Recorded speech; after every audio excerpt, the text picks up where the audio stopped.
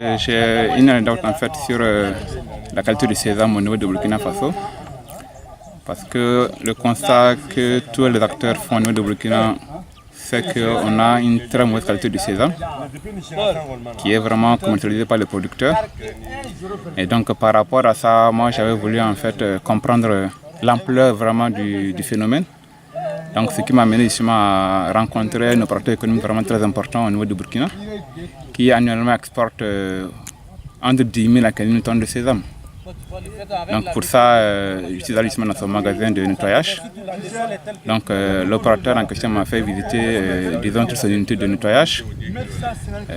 Après ça, on s'est rendu à côté dans une zone qu'on appelle zone non autonome de Burkina. En fait, c'est des zones qui ne sont pas pour le moment aménagées et où les gens construisent avec un banco. Donc quand on s'est rendu là-bas, bon, je ne comprenais pas très bien pourquoi on allait là-bas.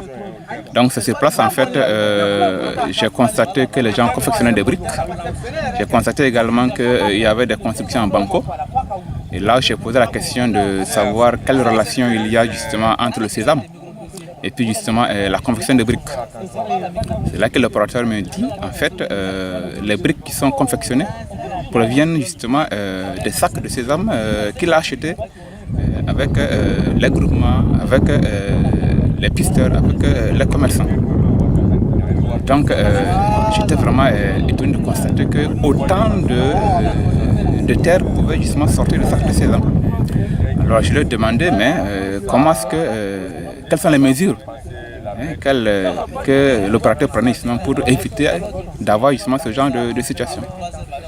Moi, l'opérateur m'a répondu en question que non, c'est vraiment compliqué parce que actuellement tout le monde est guidé justement par les volumes et ne pense pas vraiment à la qualité du sésame. J'étais encore surpris parce que pour moi, de telles pratiques en fait ne peuvent pas être durables.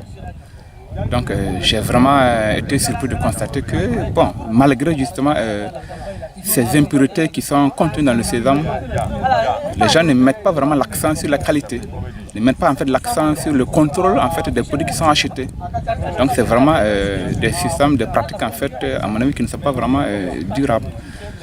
Donc c'était vraiment une anecdote que je voulais partager parce qu'il faut se dire que la leçon que l'on tire vraiment de tout ça, c'est que le contexte du Burkina où il y a une forte demande par rapport à l'offre de sésame fait que tous les acheteurs en fait ne pensent pas à la qualité du sésame.